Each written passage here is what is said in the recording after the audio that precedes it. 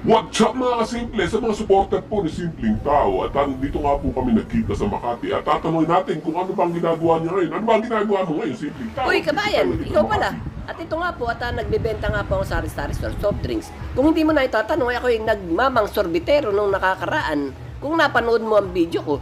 At ito nga pa rin po, yung jeep kong ito, binibenta ko na rin. Dahil nga sa init ng panahon, ito binibenta ko na rin. Ano nga ba connection ng init ng panahon dito sa pagbebenta ko ng jeep? Puko naman kabayan. Teka sandali, at ako'y lalabas. Kabayan, tingnan mo. So ayan ang aking jeep na ibinebenta. Ayan, kung gusto mo lamang bilhin, di bilhin mo na. At kung hindi mo man na itatanong kabayan, ako'y nagbebenta rin ako ng lupa sa Heritage Park. Gusto mo ba? Ito ay binebenta ko ng sa murang halaga lamang. Hanggang dito lang po tayo sa Maynila. At pupunta ka pa rito sa Maynila. Gamit mo, kabayan.